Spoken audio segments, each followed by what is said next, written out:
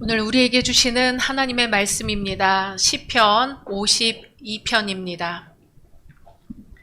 시편 52편 1절에서 9절 말씀 한 절 한 절 교독하겠습니다. 포악한 자여, 내가 어찌하여 악한 계획을 스스로 자랑하는가? 하나님의 인자하심은 항상 있도다. 내 혀가 심한 악을 꾀하여 날카로운 삭도같이 간사를 행하는도다. 내가 선보다 악을 사랑하며 의를 말함보다 거짓을 사랑하는도다. 셀라. 간사한 혀여, 너는 남을 해치는 모든 말을 좋아하는도다. 그런즉 하나님이 영원히 너를 멸하심이요 너를 붙잡아 내 장막에서 뽑아내며 살아있는 땅에서 내 뿌리를 빼시리로다. 셀라.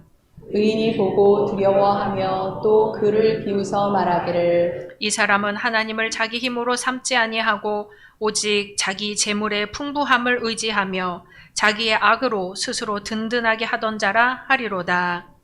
그러나 나는 하나님의 집에 있는 푸른 감람나무 같으니여 하나님의 인자하심을 영원히 의지하리로다. 같이 주께서 이를 행하셨으므로 내가 영원히 주께 감사하고 주의 이름이 선하심으로 주의 성도 앞에서 내가 주의 이름을 사모하리이다. 아멘. 고린도전서 4장 19절의 말씀입니다. 고린도전서 4장 19절로 20절 말씀 한 목소리로 봉독하겠습니다. 주께서 허락하시면 내가 너희에게 속히 나아가서 교만한 자들의 말이 아니라 오직 그 능력을 알아보겠으니 하나님의 나라는 말에 있지 아니하고 오직 능력에 있음이라. 아멘. 누가복음 18장입니다. 누가복음 18장 1절에서 8절 말씀. 누가복음 18장 1절에서 8절 말씀까지 한 절 한 절 교독하겠습니다. 예수께서 그들에게 항상 기도하고 낙심하지 말아야 할 것을 비유로 말씀하여 이르시되 어떤 도시에 하나님을 두려워하지 않고 사람을 무시하는 한 재판장이 있는데 그 도시에 한 과부가 있어 자주 그에게 가서 내 원수에 대한 나의 원한을 풀어주소서 하되 그가 얼마 동안 듣지 아니하다가 후에 속으로 생각하되 내가 하나님을 두려워하지 않고 사람을 무시하나 이 과부가 나를 번거롭게 하니 내가 그 원한을 풀어주리라. 그렇지 않으면 늘 와서 나를 괴롭게 하리라 하였느니라. 주께서 또 이르시되 불의한 재판장이 말한 것을 들으라. 하물며 하나님께서 그 밤낮 부르짖는 택하신 자들의 원한을 풀어주지 아니하시겠느냐. 그들에게 오래 참으시겠느냐. 내가 너희에게 이르노니 속히 그 원한을 풀어주시리라. 그러나 인자가 올 때에 세상에서 믿음을 보겠느냐 하시니라. 아멘. 오늘 말씀 가운데서 오직 예수님만 만나시기를 소망합니다. 올해 받으신 약속의 말씀 함께 암송하겠습니다. 잠언 31절 그 손의 열매가 그에게로 돌아갈 것이요 그 행한 일로 말미암아 성문에서 칭찬을 받으리라. 아멘. 말씀대로 이루어 주실 줄로 믿습니다. 오늘은 우리 총회에서 정한 청년주일이자 순교자 기념주일입니다. 둘 사이에 어떤 연관성이 있을까 생각해 보면요. 청년의 때는 일생 중 가장 힘이 왕성한 시기입니다. 또 순수한 열정이 가장 충만한 때라고 볼 수 있습니다. 얼마나 그 열정이 충만한지 지켜야 할 게 있다면 목숨을 내놓을 정도로 온 힘을 다하는 시기이지요. 대한민국의 역사를 보면은요, 독립운동과 민주화운동 같은 큰 뜻에 목숨을 걸고 헌신한 이들은 대부분 청년들이었습니다. 안중근, 윤봉길, 유관순과 같은 독립투사들은 강대국의 폭거에 맞서고 조국의 독립을 위해 자신들의 젊음을 죽음과 바꾸었습니다. 우리 신앙인들에게 있어 순교 또한 가장 순수한 헌신이라 할 수 있습니다. 오직 그리스도의 복음을 위해 세상과 타협하지 않고 자신의 목숨을 내걸고 신앙을 지켰습니다. 청년의 삶과 순교자의 삶을 생각하다 보니 이러한 현실을 넘어서는 순수한 용기가 얼마나 이 시대에도 필요한가 생각을 하게 됩니다. 종교개혁가들은 교회를 이끌어가는 가장 중요한 동력으로 아드 폰테스, 즉 근본으로 돌아가라고 외쳤습니다. 가장 순수한 신앙으로 돌아가라는 거지요.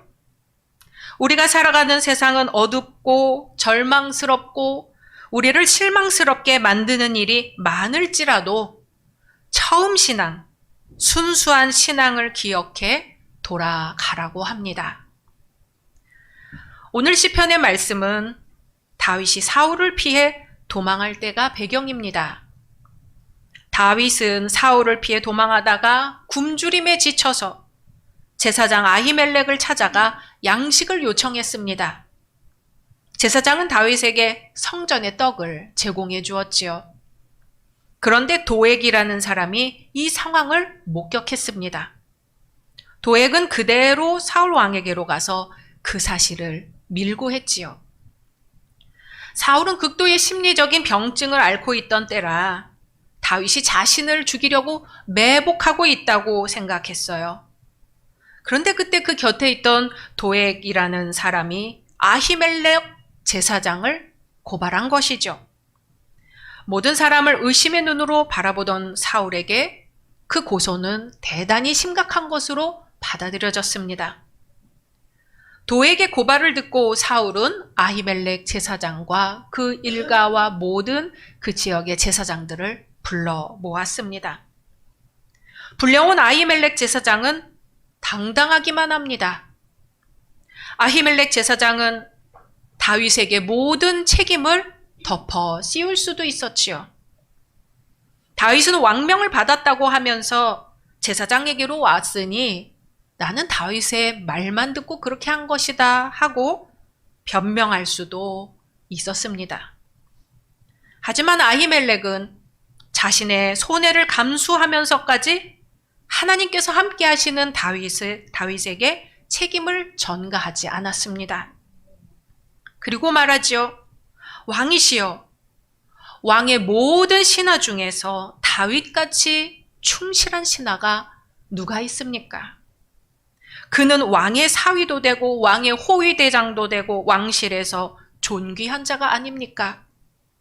내가 그를 위하여 하나님께 물은 것이 오늘이 처음입니까? 결단코 아닙니다. 저는 이 모든 크고 작은 일에 대해 아는 것이 없나이다. 이에 사울은 화가 나서 주위 호위병들에게 여호와의 제사장을 죽이라 명령을 하지요. 그런데 그 호위병들은 여호와의 제사장을 죽이기를 싫어했습니다. 왕의 명령을 거절한 거지요. 왕의 명령을 거역하면 지위가 박탈당하리라는 것도 알았습니다. 호위병들이 제사장들에게는 아무 잘못도 없다는 것을 다 알았던 것입니다. 호위병들이 제사장들 죽이기를 거부하자 사울은 도액에게 사형을 집행하라고 명하였습니다. 도액은 그 명령을 실행했습니다. 명령을 받자마자 조금도 주저하지 않고 그 자리에서 85인을 죽였습니다. 다윗은 자기 때문에 제사장들이 죽었으니 얼마나 기가 막혔을까요? 다윗은 이 대적의 악함을 절감하였고 도액을 격렬하게 비난합니다. 그 말씀이 오늘 시편 52편의 말씀이죠. 2절 같이 읽겠습니다. 내 혀가 심한 악을 꾀하여 날카로운 삭도같이 간사를 행하는도다. 아멘. 도액은 사울을 돕기 위해 말한 것이었겠지만 마음속에는 하나님의 제사장들에 대한 적의가 깊이 자리 잡고 있었습니다. 그래서 다윗은 도액을 일컬어 날카로운 삭도같이 간사를 행하는도다 하거든요. 거짓된 혀가 심각한 악을 불러왔다는 것입니다. 오늘날 굳이 통계와 수치를 나열하지 않더라도 청년들의 삶이 굉장히 어렵다는 것을 많은 사람들이 알고 있습니다. 청년 세대들에 대해서 세상이 하는 말이 있습니다. 무전, 무업, 돈이 없으면 취업도 할 수 없다. 청년 실신, 청년 실업과 신용 불량을 더한 말입니다. 영끌족, 영혼까지 끌어 대출받은 사람, 비투족, 빚내서 투자한 사람, 이생망, 이번 생은 망했다. 이태백, 20대의 태반이 백수, 이퇴백, 20대에 퇴사하는 백수.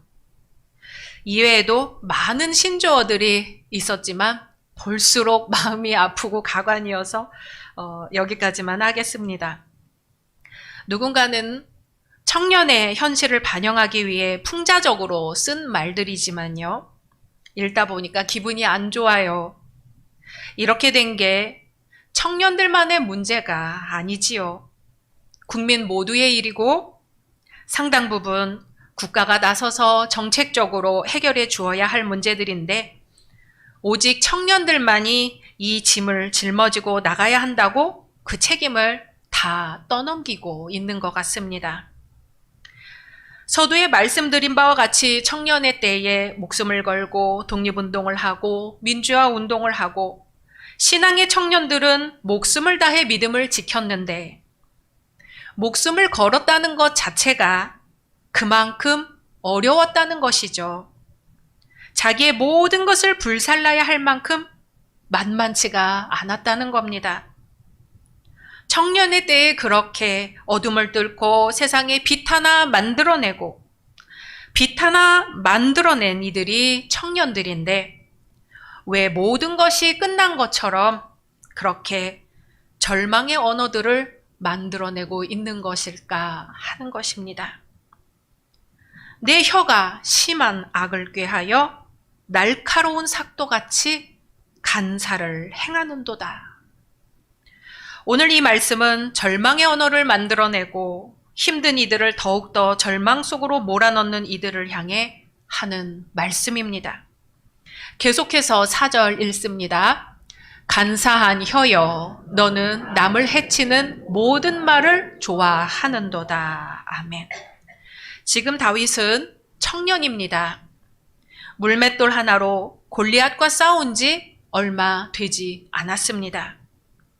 그때 이후로 사울이 죽인 자는 천천히요, 다윗은 만만히로다 하는 말이 생겨서 사울은 지금 다윗이 미워 죽겠습니다.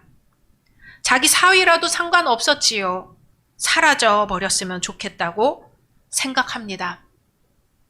지금 청년 다윗은 다른 이도 아니고 왕의 눈을 피해 왕의 추격을 피해 도망다니다 먹을 게 없어 제사장에게로 온 겁니다. 먹을 걸 좀 달라고요. 간신히 먹을 걸 얻어먹고 또 사울이 쫓아올세라 다른 곳으로 피신했습니다. 그런데 자기 때문에 제사장 85명이 죽었다는 소식을 들었으니 지금 마음이 오죽하겠어요. 자기 때문에 죄 없는 이들이 죽었습니다. 모든 걸 포기하고 싶지 않았을까요? 이대로 주저앉고 싶지 않았을까요? 아히멜렉 제사장을 떠나서 도망친 곳이 가드 왕 아기스에게로 도망을 갔는데 거기서도 다윗의 소문을 들어 알고 있는 거예요. 가드 왕 아기스의 신하들이 그러는 거죠. 사울이 죽인 자는 천천히요, 다윗은 만만히로다 노래의 주인공이 바로 저 다윗입니다. 다윗은 여기서 잘못했다가는 잡혀 죽겠구나 두려움에 엄습해서는 어떻게 하나요? 미친 채 하고 대문짝에 그적거리고 침을 수염에 흘렸습니다. 살아남기 위해서 미친 사람이 된 겁니다. 아기스는 그 모습을 보고 미치광이가 부족해서 이 자를 내 앞에 데려왔느냐며 신하들을 호통치죠. 그렇게 다윗은 목숨을 구해 도망쳐 나왔습니다. 그럼에도 불구하고 청년 다윗은 끝없이 도망을 쳐야 하는 상황에서도 믿음을 굳게 지키는 겁니다. 오늘 52편 8절의 말씀입니다. 같이 읽습니다. 그러나 나는 하나님의 집에 있는 푸른 감람나무 같음이여 하나님의 인자하심을 영원히 의지하리로다. 아멘. 다윗은 자기 처지를 보지 않았습니다. 자기가 처한 한계를 보지 않았습니다. 누구를 보았나요? 하나님을 보았습니다. 내가 나를 의지하면 나의 능력밖에 못하지만 하나님을 의지하면 하나님의 능력이 나를 통해 나타나는 줄로 믿습니다. 다윗이 이런 고백을 한다고 누가 고지 들을까요? 왕에게 쫓겨 도망다니는 신세 주제에 나는 하나님의 집에 있는 푸른 감람나무다 하고 선언을 합니다. 따라해 봅니다. 나는 하나님의 집에 있는 푸른 감람나무다.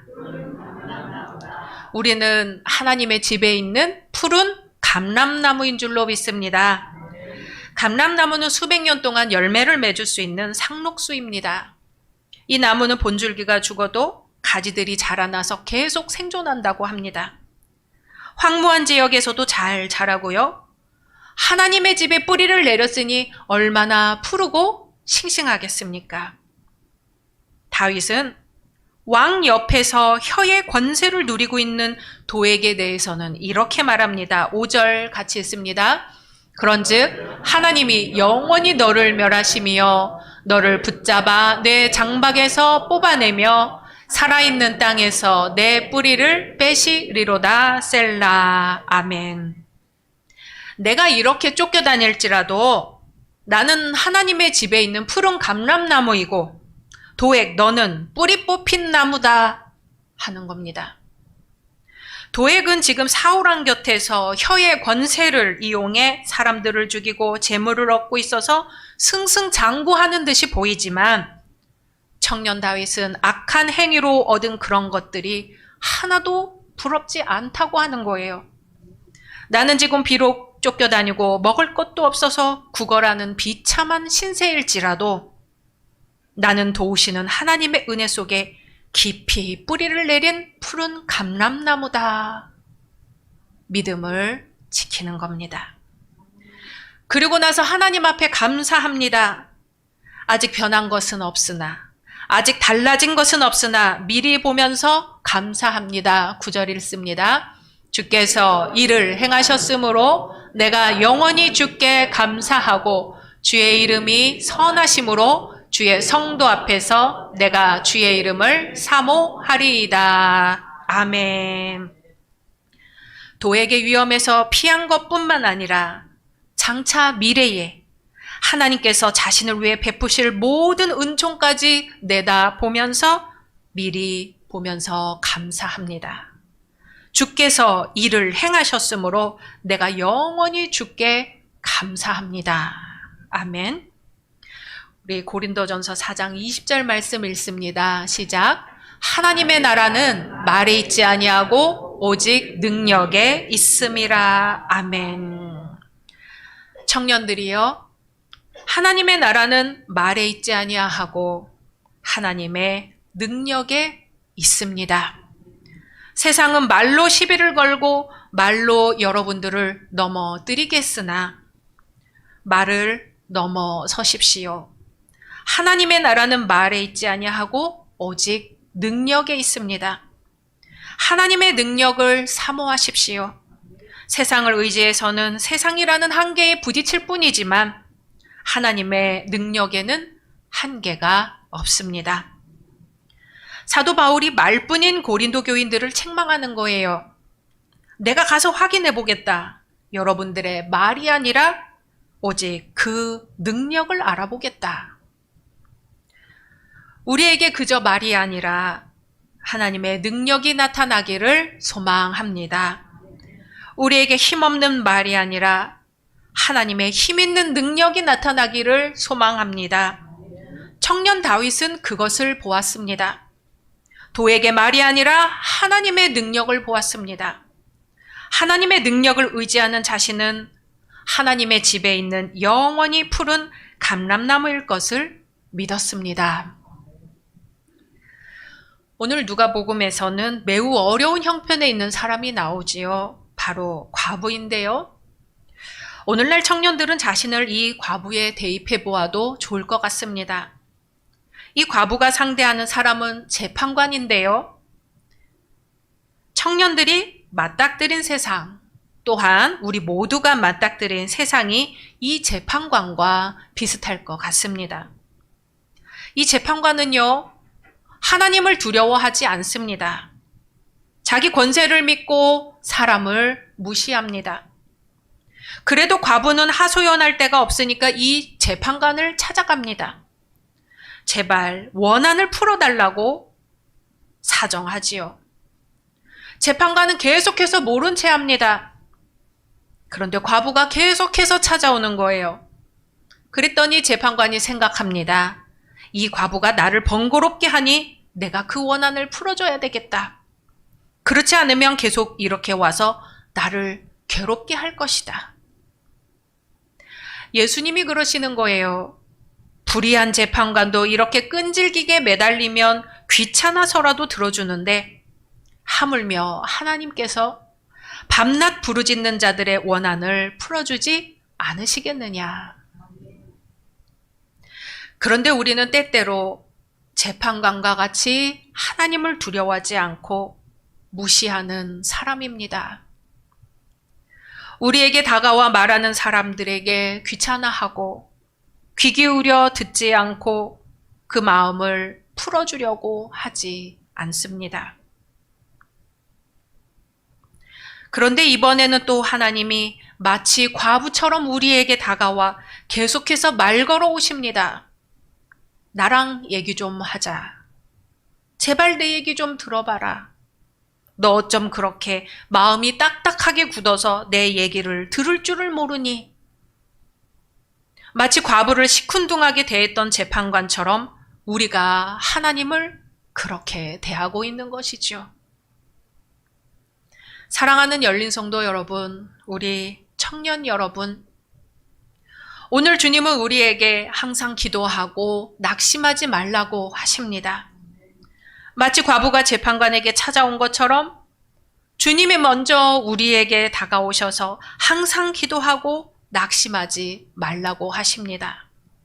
세상에 뿌리를 내리지 말고 하나님의 집에 뿌리를 내린 푸른 감람나무가 되라고 말씀하십니다. 세상의 말에 휘둘리지 말고 오직 하나님의 능력을 의지하라고 하십니다. 우리 모두는 하나님 앞에 청년입니다. 누구보다 신앙이 순수하고 누구보다 신앙에 열정이 있는 청년입니다. 하나님의 말씀이 생동감 있게 살아서 역사하는 사람은 누구나 청년입니다. 주님은 이 시대에 청년을 부르십니다. 주님과 같이 십자가를 지고 친구의 연약함, 이웃의 고통을 함께 짊어지고 살아갈 사람, 주님이 부르시는 때에 부르시는 곳에서 기꺼이 주님의 손과 발이 되어줄 사람을 찾으십니다. 주님의 십자가는 오히려 가볍고 우리에게는 감사가 넘칠 것입니다. 주님이 주신 말씀입니다. 나는 하나님의 집에 있는 푸른 감람나무 같음이여 하나님의 인자심을 영원히 의지하리로다. 아멘. 말씀 묵상하면서 침묵으로 기도하겠습니다.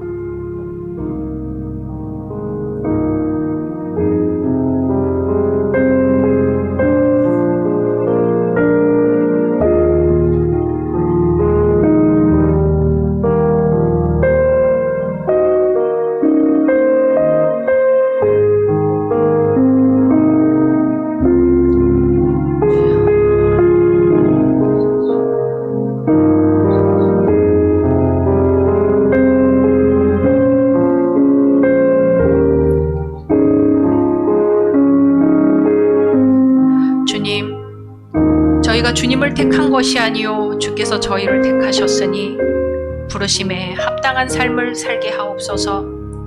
세상은 말로 우리를 흔들지라도 우리는 하나님의 집에 뿌리를 내린 감람나무와 같아서 언제나 푸르게 하옵소서. 직분에 합당한 말을 하게 하옵시고 서로 힘이 되는 말을 하게 하옵시며 예수님께로 인도하는 말을 하게 하옵소서. 무엇보다 오직 하나님의 능력을 의지하게 하옵소서. 그래서 감사, 그럼에도 불구하고 감사, 미리 보면서 감사, 범사에 감사할 때 우리 삶에 열매가 있게 하옵소서. 예수님의 이름으로 기도드립니다. 아멘. 이 시간